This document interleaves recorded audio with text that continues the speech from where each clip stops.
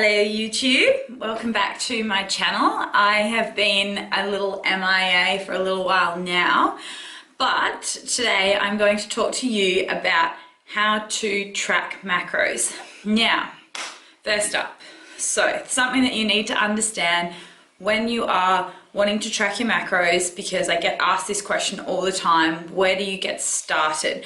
How do you know how much energy requirements you require, how many protein grams, carbohydrates, fat, fiber, and everything in between? So where do you get started?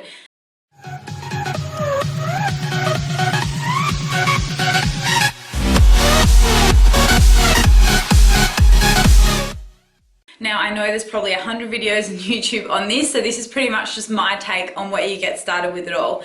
Now, once we have done this video on how to track, I've also got a link down below in the description of my video for my fitness pal. So basically that's going through, once you've actually learned how to track your macros, then how do you actually apply that and track it on the app. So what I would also recommend is go and download my fitness pal. So I'll pop the link down below to the website to go and download that app. So first thing is first, when you are tracking macronutrients, you need to determine your EER, which is your estimated energy requirements. Now, everybody is going to have a different EER. It may be the same as somebody else, purely coincidence-based, or you have very similar demographics, but in terms of it, you'll generally be slightly different. Now, determining EER, there is a few different calculations you can use. So there's different equations. One that we get taught at university is the Harris-Benedict equation. So I'll pop that below. The Harris-Benedict basically takes into account certain factors like your age, your physical activity level, your weight, your height, all of those factors to determine an EER for you. So I would definitely start with that step first, using some type of equation to determine your EER. There is a lot of websites out there like iafym.com where you can plug in a few basic details and it'll spit you out some energy requirements as well as often a macro breakdown. Now, there is great sites like that, but I want to preface that by saying that these websites are not accustomed to your goals. And that's the same with anything that you get that says a generic plan. The other issue being is that it's not going to adjust. So obviously you need to play around with it, and as your weight changes, then you need to also go in and adjust your macros. So generally what a macro coach does, or someone like myself, is I would work with my clients on a weekly, fortnightly, or monthly basis based on their check-ins. Then I'll assess what's going on. Are they gaining weight, losing weight, whatever their goal is, based on what their macros are at. How do we adjust that and manipulate that towards their goals? So the big thing about when you coach yourself, which I really have no issue with, hats off to you if you can do it yourself, but the big thing about that is often you need that subjective mind and that professional to go, look, are you getting too aggressive with your calorie cuts? Can we throw in some kind of fat loss manipulation? Can we do some carb cycling? Can we play with different things, a diet break, whatever it is? And that is what you pay that professional to do. But if you're a newbie to all of this and just the term macro in general, which means macronutrients, then I would just recommend just starting off with one of those calculators, see how you go, do it for a couple of weeks, weigh yourself, see if you got the result that you wanted or not. Say if it was weight gain or drop or maintenance in that couple of week period. Obviously results aren't going to happen like that, but at least you know what track you're on. If your goal is fat loss and you gain a kilo on those macros in 2 weeks, then you know they're probably set too high. So the biggest issue with those calculators is that they don't take into effect any metabolic issues. Now, I know everyone throws that word around, but it can mean a lot of things. So metabolic issues doesn't mean that you have a suppressed and fucked up metabolism or whatever it is. It can just mean that basically you've had maybe a few things going on in your life, certain hormonal factors, different bits and pieces that may have suppressed your metabolism, or you could be the opposite. You could be a full ecto, someone that just chews through calories, and you really need a lot more calories than what these calculators sometimes tell you. So for example, I have a male client and he just drops weight like that, and he's trying to bulk and put on muscle mass, and he's eating around 6,000 calories a day and he's not putting on fat. So for him, if I plugged in his variables into some generic calculator, it actually tells me he should only be eating about 3,500 calories to gain weight. So for him, that would be like a deficit. So you need to take into effect and account people's metabolisms. Obviously, that is very, very hard to assess. So what I would recommend is that you first start on a basic level of calories. Like I said, eat it for a couple of weeks and see what happens. So when clients often come to me and I'm determining what calories they should start on, it's usually not as simple as just using, say, a Harris Benedict or one of those equations. Usually I'll start with that as a base, but then I'll also look at my questionnaire form and look at any of the metabolic factors and questionnaire details that I list in there. You know, have they been on diets before? What have they done? What are their current intake on? Looking at all those factors to determine, is that set too high? Or if not, and they're exercising a lot, is that set way too low? So these are things that we need to take into account when we're determining your energy requirements. So anyway, once you get those base energy requirements and you roughly determine what that is or what you're going to start on, the next step is then breaking down your macros. Okay, so actually figuring out what macros are going to yield what calories. Now, in terms of that, again, you can go on ifym.com, you can plug it in, you can play around with what splits you want to do. You could have, say, percentage based. So you might want to go, okay, we're going to go 30% protein, 30% carbs, and, you know, 30, well, it has to be 33, 33, 33 of all of those to make it up to 100 or 99. Or you might want to go a split a little bit higher carbs. Say you're someone that is a lot more active, you might want to go 40, 30, 30, somewhere around that breakdown. So for me, what I tend to do with my clients is I tend to work out protein first, okay? So protein is the number one variable. The reason being is that that's obviously going to help with muscle retention, lean muscle tissue gains. Most clients that come to me are generally fat loss when they start out at least, and then their goals might change along the line. So what I would do with them is determine a base protein intake that is obviously going to maintain that lean tissue mass. So I tend to figure it out based on lean muscle mass, and I have a calculation for that, for figuring out what their protein requirements are, which is pretty similar to what you do on IFYM. The only other factor that I personally do with my clients is I take into account what they're currently eating protein-wise and also satiety. Protein really helps with keeping you feeling full. So if somebody's often in a deficit, I'll tend to increase their protein a little bit more during that time, especially if they're getting really, really hungry. But I'd say for the average person, you want to figure out your protein intake, okay? So I would head to one of those websites. A basic rule of thumb is, I would say, if you're working in kilograms, which is what I do with my clients, you want at least twice body weight in protein. So if you're a 60 kilo female, 120 grams a day would be a good baseline to start at. I tend to work more with someone's lean tissue, but then again, you know, anywhere from that 2 to 2.5 range is probably a good baseline to start at. I'd say at least 2 if you're doing resistance training.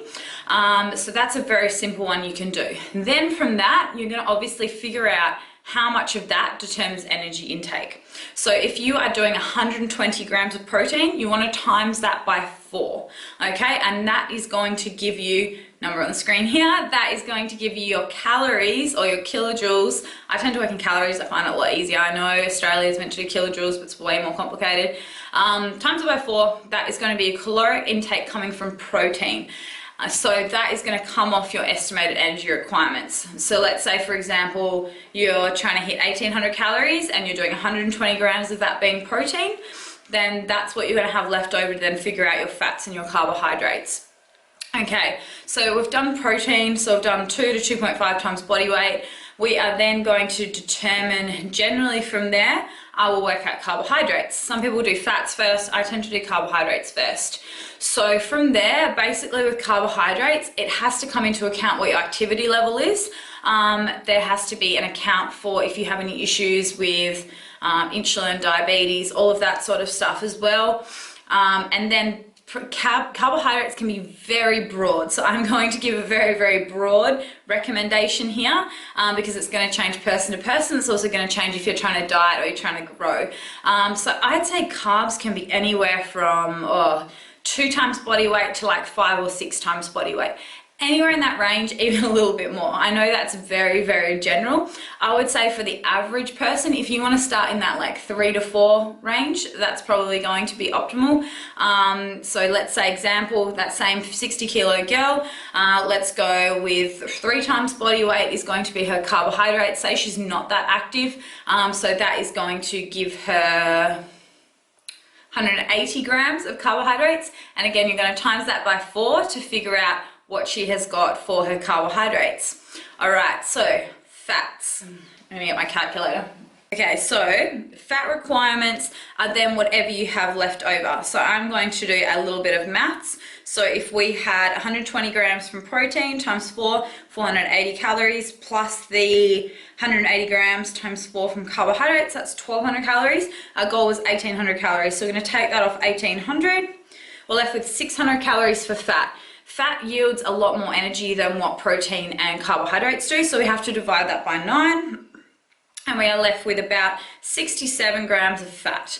So basically her macros for that 1800 calorie diet is 67 grams of fat, 180 grams of carbs, and then we are left over with 120 grams of protein.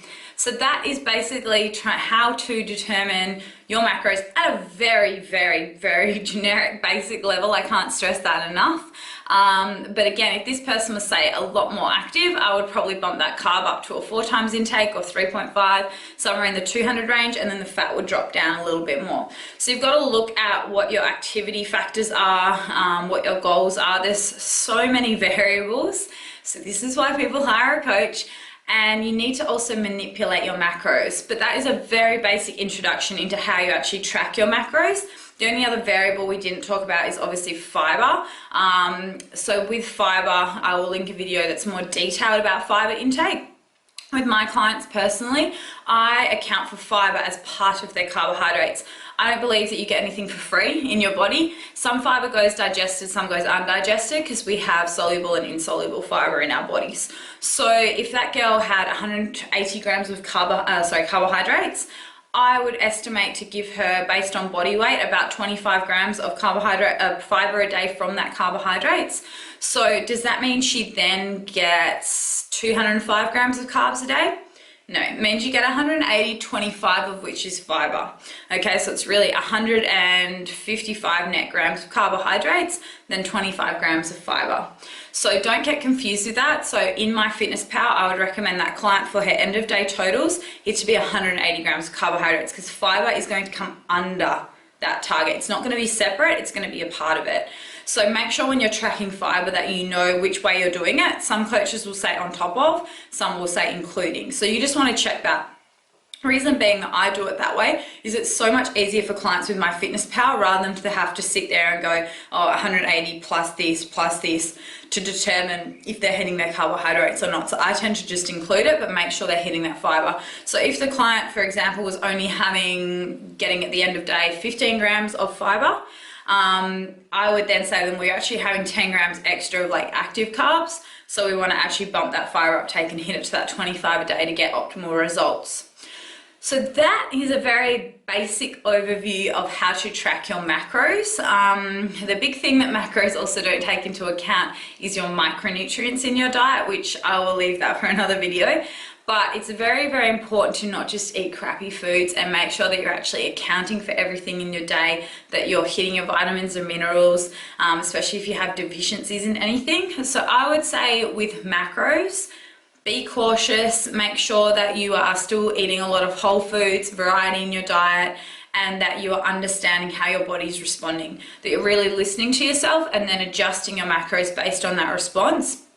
Because if you try to sit on the same macros for your entire life, one of two things are going to happen. You're either probably going to maybe suppress your metabolism if you're on a very low intake, and or you're probably just going to gain weight if you're on too high intake. So they need to be manipulated. Obviously there's going to be a point where you can kind of sit at a maintenance level of macronutrients. That's great, but you want to make sure that that's a level that it's supporting hormone growth, it's supporting overall energy, overall health. You know, if you're sitting at 10% body fat and you're only eating 1200 calories a day, that is not sustainable.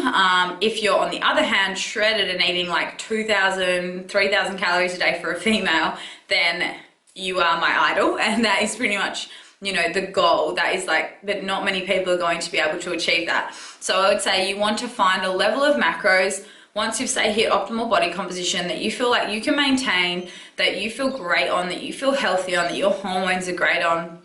And that can take years to get to. I'm still trying to get there myself. So I think that you need to understand that till you get to that place, there's going to be ebb and flow. There's going to be periods of deficits, periods of increases, and overall you're trying to make sure that your metabolism is gradually improving. Each time you can cut on more calories. Each time you're in an off season, you can bring your calories up more and more. So that is my little take home on macros. Thank you so much. I will keep the videos coming. And if you like this video, give it a little thumbs up. Subscribe to the channel if you haven't already. I really appreciate it. It shows me what videos you're interested in and what you would like to see more of. So thank you so much for watching, and hit that subscribe button, and I will chat to you soon.